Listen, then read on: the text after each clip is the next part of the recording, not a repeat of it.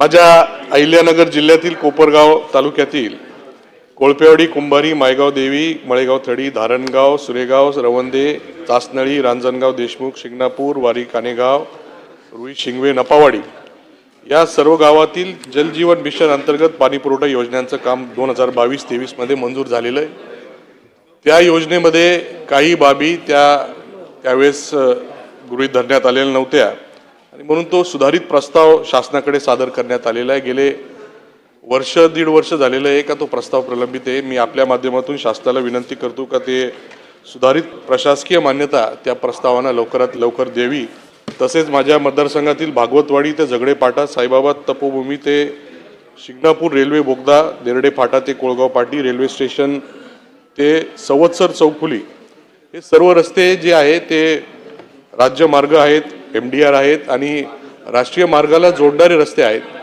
तर कुठली ना कुठली योजना AIB, NDB, ADB, HAM कुठली अजून 5वी 6वी योजना आपण आणावी आणि रस्ते त्या ठिकाणी करून द्यावेत अशा प्रकारची विनंती करतो। तसंच कोपरगाव नगर परिषदेने आपल्या शासनाने अभय योजना काढलेली होती, ज्या माध्यमातून जे काही कर वसुली आहे याला प्रोत्साहन मिळावं म्हणून ती योजना काढली।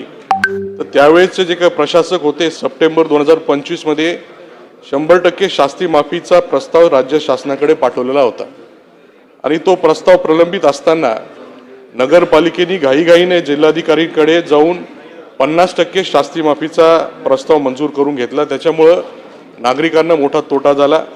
1,83,00,000 शास्ती माफी होण्याच्या ऐवजी फक्त 92 लाख त्यांनी शास्ती माफी त्याच्यामध्ये मिळाली। ज्यावेळेस नगरपालिकेला हे लक्षात आलं तर त्यांनी जे काय आता पुढची घरपट्टी आहे ती वाढीव दराने त्या ठिकाणी आकारण्याचा निर्णय घेतला। म्हणून नागरिकांवर फार मोठा अन्याय त्याच्यामध्ये झालेला आहे। शासनाने याच्यामध्ये गंभीर दखल घेऊन 100% शास्ती माफीचाही प्रस्ताव विचारात घ्यावा आणि घरपट्टी देखील जी काही वाढीव लावण्यात आलेली आहे त्याच्यामध्ये पण काहीतरी निर्णय घ्यावा अशा प्रकारची विनंती आहे। तसंच एकच विषय आहे, नगरपालिका आणि नगरपंचायतीचे पात्र कर्मचारी यांना राष्ट्रीय निवृत्ती वेतन प्रणाली लागू केलेली आहे। माझी विनंती आहे का त्यांचं प्राण खातं त्या ठिकाणी सुरू करण्यात यावं आणि ती योजना त्यांना लागू करण्यात यावी एवढी विनंती करतो। धन्यवाद अध्यक्ष महोदय।